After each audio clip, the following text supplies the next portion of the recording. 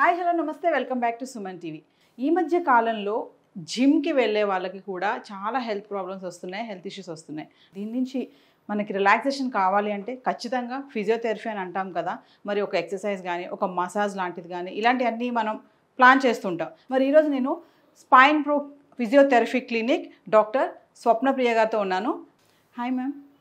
Hello అండి. Madam, నేను చెప్పినట్టుగా మరి జిమ్కి వెళ్తే ఎక్సర్సైజ్ చేయడం వల్ల మనకి ఇంకా స్ట్రాంగ్ ఉంటాం, మనం హెల్తీగా ఉంటామని అంటారు. కానీ చాలా మందికి వెళ్ళాక కొన్ని ప్రాబ్లమ్స్ వస్తుంటాయి. కొంతమంది అంటే ప్రాబ్లం వచ్చాక కూడా జిమ్కి వెళ్తారు. అంటే వెళ్తే నేను ఎక్సర్సైజ్ చేస్తే, డాన్స్ చేస్తే, ఇవన్నీ చేయడం వల్ల కూడా నాకు తగ్గుతుంది అనుకుంటారు. కానీ అలా కాకుండా కొంచెం ప్రాబ్లమ్స్ కూడా వస్తున్నాయి. మజిల్ పెయిన్స్ అని, నెక్ పెయిన్స్ అని. సో మరి ఎందుకు వస్తాయి పెయిన్స్ అలాగా? మరి తనతో పాటు ఏంటి తన ప్రాబ్లం ఏంటి? చాలా మంచి క్వశ్చన్ అడిగారండి. సో నేను చెప్పేది ఏంటంటే, ఈ మధ్యకాలంలో జిమ్ ఇంజురీస్ అనేవి చాలా ఎక్కువయ్యాయి. ఫర్ ఎగ్జాంపుల్ మనం ఐటీ పీపుల్ని తీసుకున్నాం అనుకోండి, వాళ్ళకి ఆల్రెడీ ప్రొలాంగ్ సిట్టింగ్ వల్ల back pain, neck pain already start అయిపోయి ఉంటుంది. కాకపోతే వాళ్ళు పెయిన్స్ ఎందుకు వస్తున్నాయి, మేము సెడెంటరీగా ఉన్నాము, మేము యాక్టివ్గా లేము అని చెప్పేసి వాళ్ళంతకు వాళ్ళు ఓన్గా డెసిషన్ తీసుకొని జిమ్కి వెళ్ళడం కానీ, లేకపోతే వీకెండ్ క్రికెట్ ఆడడం కానీ, లేకపోతే బ్యాడ్మింటన్ ఆడడము అలా చేస్తూ ఉంటారనమాట. అంటే మేము యాక్టివ్గా లేము కాబట్టి ఇవి వస్తున్నాయని అనుకుంటున్నారు. బట్ సడన్గా ఇప్పుడు హై యాక్టివిటీ అనేది స్టార్ట్ చేసేస్తున్నారు. Mostly IT people, IT guys అందరూ వెళ్ళేది జిమ్కే వెళ్తుంటారండి. Okay, to strengthen their muscles. But వాళ్ళకి తెలియదు ఏంటంటే ఆల్రెడీ లోపల ప్రాబ్లం స్టార్ట్ అయిపోయింది. ఓకే, దాన్ని రెక్టిఫై చేసుకోకుండా జిమ్కి వెళ్ళడం జరుగుతుందనమాట. సో ఇప్పుడు సపోజ్ ఇప్పుడు బోన్ మాల్ అలైన్మెంట్లో ఉంది, వెళ్ళి మనము బైసెప్ కర్ల్స్ అవన్నీ చేస్తూ ఉంటాం అనుకోండి, రాంగ్ పొజిషన్లో పెట్టి, లేకపోతే మజిల్ కూడా రాంగ్ పొజిషన్లో ఉంటుందన్నమాట. మజిల్ ఒకవేళ వీక్గా ఉందనుకోండి, దానికి ఎంత ఫోర్స్ పెట్టి చేయాలి ఏమీ ఐడియా ఉండదు వాళ్ళకి. సో డైరెక్ట్గా వాళ్ళు లోడ్ ఎక్కువగా తీసుకుని చేయడం చేస్తూ ఉంటారు. సో వీక్ మజిల్కి సపోజ్ ఒక 50 గ్రామ్స్ కూడా, ఒక వీక్ మజిల్ ఉందండి, 50 గ్రామ్స్ కూడా లోడ్ బేర్ చేయలేకపోతుంది అనుకోండి, ఇప్పుడు వాళ్ళు తీసుకెళ్ళి లైక్ 15 kg డంబెల్తో చేయడము, రిపిటేషన్స్, హై రిపిటేషన్స్ చేయడము, లేకపోతే 50 kgs dead lifts, weight lifts అవన్నీ చేసేస్తూ ఉంటారు. అంటే వితౌట్ నోయింగ్ ఏ మజిల్ ఎంత వీక్గా ఉంది అని, లేకపోతే రాంగ్ యాంగిల్లో పెట్టి చేయడం వల్ల కూడా మనకి డ్యామేజ్ అనేది జరుగుతూ ఉంటుంది. సో నేను చెప్పేది ఏంటంటే, ఇప్పుడు జిమ్కి వెళ్తే మీ ప్రాబ్లం సాల్వ్ అవ్వదండి. ఓకే, ఎందుకంటే ఆల్రెడీ మీకు ప్రాబ్లం లోపల డిస్ఫంక్షన్ అనేది స్టార్ట్ అయ్యింది కాబట్టి మీకు పెయిన్స్ రూపంలో అది బయటపడుతుంది. పెయిన్స్ వచ్చినంత మాత్రాన మేము సడన్గా యాక్టివ్ అయిపోవాలి అని చెప్పేసి మీరు సడన్గా డెసిషన్ తీసుకొని ఇలాగ హై ఎండ్ యాక్టివిటీస్ చేయడం వల్ల మీకు డ్యామేజ్ ఎక్కువ అవుతుందే తప్ప మీకు తక్కువ అవ్వదండి. కావాలంటే ఇక్కడ మనతో పాటు అక్రమ్ ఉన్నారు. హీస్ ఫ్రమ్ రాంచీ అండి. He's also IT guy. He's been doing gym almost for about 10 years అండి. అలాంటప్పుడు మీకు ఈ డౌట్ రావచ్చు, 10 years నుంచి చేస్తున్నారు, then why is he having so many pains like that. So ఈయన మాటల్లోనే మీరు వినొచ్చు. I have been doing gym for the past 10 years. I wanted to be fit and fine always. So because of our work lifestyle in IT, we have to work in the desktop for 9 hours a day on a daily basis. So I thought going to gym will keep me fit and fine, and I have been doing gym for the past 10 years. So after a couple of years, I started getting pain at my left shoulder. My right shoulder was fine. I thought it's just a form issue, and if I can fix that, it'll get corrected. But the pain kept on happening again and again, and whenever the pain used to get a little more, then I used to stop the gym. I did not used to go to the gym for 2 weeks, and then I used to feel better, and then I again used to go to the gym. But this kept on happening for the past 5 years, and suddenly one day what happened was I could not keep my neck upright. Okay, basically my shoulder could not support my neck. It went like back like this.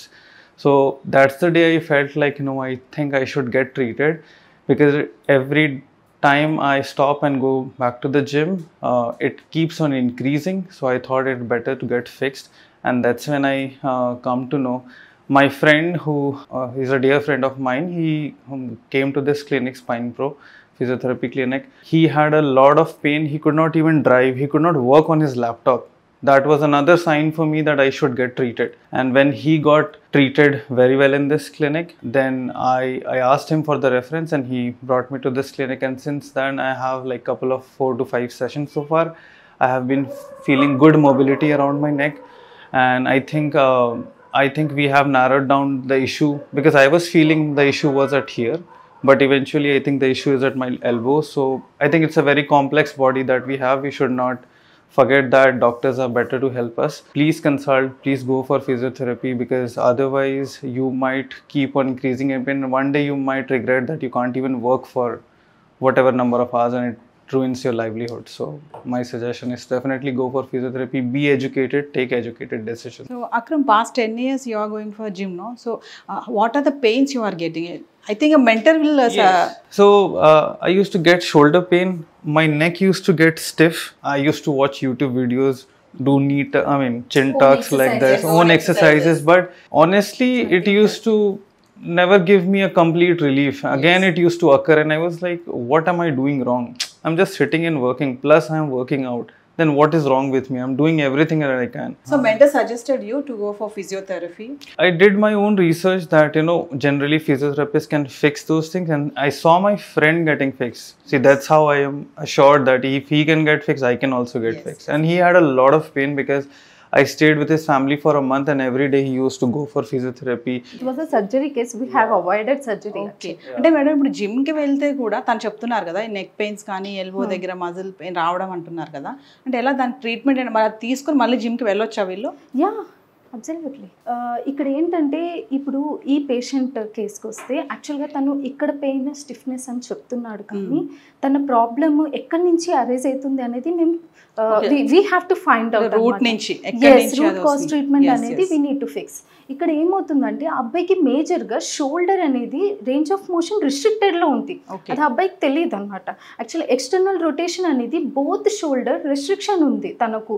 Suppose ఇప్పుడు ఇది ఉందనుకోండి, ఇది shoulder external rotation, see it is not going. Okay, like అట్లాగా both sides right and లెఫ్ట్లో జరిగిందనమాట. So నేను shoulder ఇప్పుడు treatment ఈయనకి నేనేం ప్లాన్ చేస్తున్నాను అంటే నెక్, అఫ్కోర్స్ నెక్ స్టిఫ్నెస్ అయింది, okay, and shoulder range of motions increase చేయడం వల్ల కూడా బయోమెకానిక్స్ అంతా చేంజ్ అయిపోయి మజిల్స్ మీద ఎక్కువ, రాంగ్ మజిల్స్ మీద లోడ్ ఎక్కువ పడకుండా ఆఫ్లోడ్ చేసి, సో అలాగా ఉంటుందన్నమాట ట్రీట్మెంట్ అంతా. సో ఈ అబ్బాయి వచ్చేసి ఓన్లీ పెయిన్ ఇక్కడ మాత్రమే అని చెప్తున్నాడు, but we don't see at that point only. Okay, we need to check neck, okay, and the front part, anterior part of the neck, and the shoulder range of motion. And ఈ అబ్బాయికి తెలియదు ఏంటంటే elbow కూడా restrict అయింది అనేది తెలియదు అనమాట. So ఈ అబ్బాయి ఏమని చెప్తున్నాడు, 10 years నుంచి జిమ్కి వెళ్తున్నా అంటున్నారు. 10 years నుంచి జిమ్కి వెళ్తున్నప్పుడు అసలు పెయిన్సే రాకూడదు కదా. ఇప్పుడు నేను ఇందాక చెప్పినట్టుగా సడన్గా స్టార్ట్ చేస్తే యాక్టివిటీ, ప్రాబ్లమ్ స్టార్ట్ అయ్యాక యాక్టివిటీ స్టార్ట్ చేస్తే పెయిన్ వస్తుంది అంటున్నారు. బట్ ఇక్కడ ఈ అబ్బాయి విషయంలో ఏమవుతుంది, 10 years నుంచి చేస్తున్నాడు, he's fit actually, okay, but ఎందుకు ఇలా వస్తుంది అంటే అది చెప్తున్నాను నేను. 10 years నుంచి ఈ అబ్బాయి జిమ్ చేస్తున్నాడు, కాకపోతే అందులోన ఈ అబ్బాయి బైసెప్ కర్ల్స్ అవన్నీ చేసేటప్పుడు ఏవైతే అక్కడ చేస్తున్నాడో రాంగ్ పొజిషన్లో పెట్టి చేస్తున్నారు అనమాట. ఓకే, సో అందుకని ఈ అబ్బాయికి ఏమవుతుందంటే అలాగా ప్రొలాంగ్ టైము రాంగ్ పొజిషన్లో పెట్టి చేయడం వల్ల షోల్డర్ ఎక్స్టర్నల్ రొటేషన్ అనేది రిస్ట్రిక్ట్ అయిపోయింది, ఓకే, అండ్ ఎల్బో కూడా రిస్ట్రిక్ట్ అయింది. ఓకే, ఈ మూమెంట్ అనేది రిస్ట్రిక్ట్ అయిపోయింది. Okay, we call it it's a supination. అలాగా బోత్ హ్యాండ్స్ లో అయింది, ఆ సుపనేషన్ మూమెంట్ లేదనమాట. సో అలాగని ఈ యాంగిల్లోనే పెట్టి బైసెప్ కర్ల్స్ చేస్తూ ఉన్నాడు. సో అలాగా రాంగ్ పొజిషన్లో పెట్టి చేయడం వల్ల సమ్ ఇయర్స్ నుంచి so he landed up with the neck pain and shoulder pain like that. అంటే మీన్ మేడం ఈ ట్రీట్మెంట్ అంటే ఈ ఫిజియోథెరపీ చేస్తున్న టైంలో కూడా ఈయన జిమ్కి వెళ్ళొచ్చా? లేదండి, ఇప్పటికైతే నేను వద్దని చెప్పాను. ఎందుకు అంటే అండర్లయింగ్ ప్రాబ్లం అనేది ఫస్ట్ ట్రీట్ చేసుకున్న తర్వాతనే వెళ్ళమని చెప్పాను. లేదు అంటే ఇలానే రాంగ్ పొజిషన్లో పెట్టి మళ్ళీ చేస్తే he will land up with the pain అనమాట. సో కంప్లీట్ ట్రీట్మెంట్ అయిపోయాక, ఐ మీన్ పెయిన్ తగ్గాక కొంచెం మేము మాల్ అలైన్మెంట్ అవన్నీ కరెక్షన్ చేసి వీక్ మజిల్స్ని యాక్టివేట్ చేసి స్ట్రెంగ్తెన్ చేసి then I will be suggesting what kind of exercise he has to do in the gym and cheppesi we will be suggesting him. So Akram, how you are feeling now undergoing treatment? I think I'm feeling, as I told earlier, like my mobility is good. I am feeling good around my neck. There is no tension around my neck. Even when I used to do this, I used to feel pain. That has gone away.